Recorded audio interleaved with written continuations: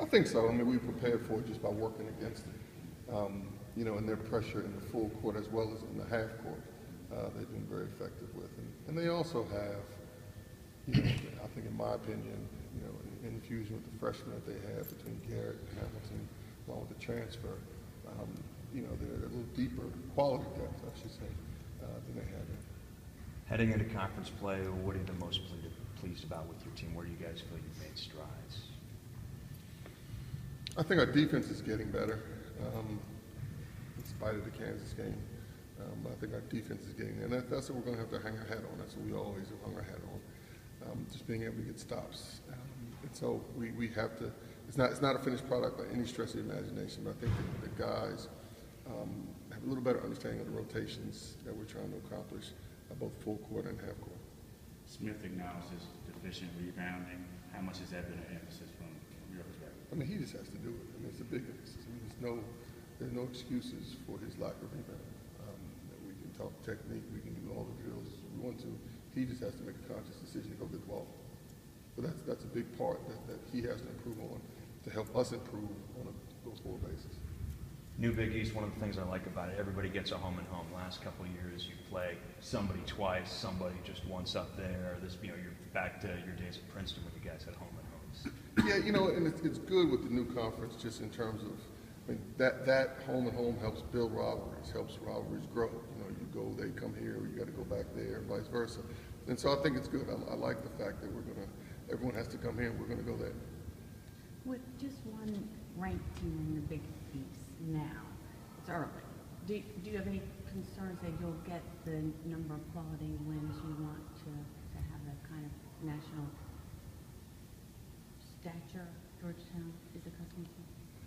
I think that'll take care of itself. When we put the schedule together, we put together a very difficult schedule. We've been saying all year. Now here we are, and just because there's one ranked team now doesn't mean that it's going to end up with just one ranked team. We still have Michigan State sitting out there, and so I mean, there's no need. I don't think at this point to start lamenting, wandering, worrying about what's going. We just have to win the next game, and at the end, if you win enough games, that'll take care of itself. Cleveland Melvin, what makes him special? How does he, you know, compare to some of the other guys? He's been special for several years now. Is it his last year yet? I mean, I'm waiting for that kid. You're trying to get him an 8th year. Yeah, no, I'm waiting for him to get out of there. He's been problems from day one. He's a tough kid. He's a kid that can score inside and outside. You know, with some of their new guys, he's on the perimeter more this year than he has been in the past. He leads them, I believe I'm right about this, in three-point shooting 50% from three, which is not to say that's new, but he's improved it.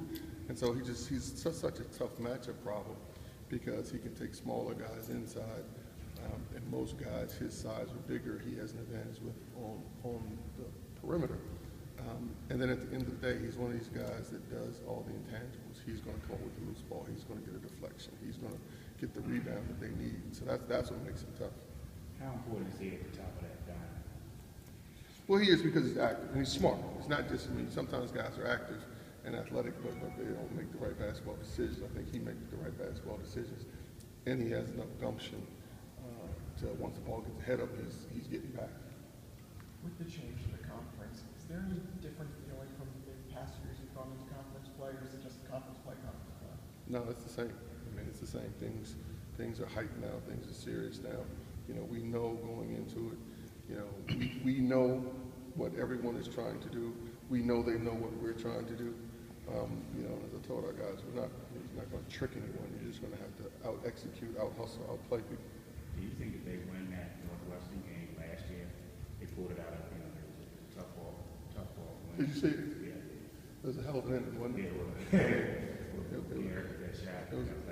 Well, just the fact that Northwestern hits the three, the kid is gone 1 for 32, literally 1 for 32. Then he bangs a three to put them up by 1, and then they, you know, the ball gets the ball with, I forget how much time I said, 4.9 seconds, you know, and they get down and get it. It was long, especially for being on the road. Do they win it last year? I don't know, but I know that, as I said a few minutes ago, with the pieces that they have, they're a little deeper than they have been. They can do a lot more things. And like I said, quality things. And they, at the end of the day, Brandon and Melvin are the two. Brandon Young, Cleveland Melvin are the two guys, the for the most part, a focal point of everything that they've done. But now you have to worry about the other guys also.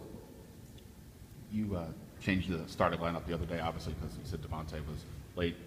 You did get off to a 30-4 start. Would there be any reason to keep it, or hey, he's one of our best guys. He's getting back out there. There's plenty of reason to keep it. I'm not sure if I'm going to do it though. And also one difference, at least from my thinking, was with that game, you guys stuck with that full court, three-quarter court pressure for a lot longer, especially that run just kept going and going. Was it just about the feel for that game, or is there something else that triggers for you when you want to keep it going and versus not? No, there's not. So if you're asking, is there a certain, okay, when the clock gets to the X minute mark, do we call off? No. I thought it bothered them the whole time. And we didn't have too many situations where, I mean, a lot of times if you pressure, they figure out how to attack it.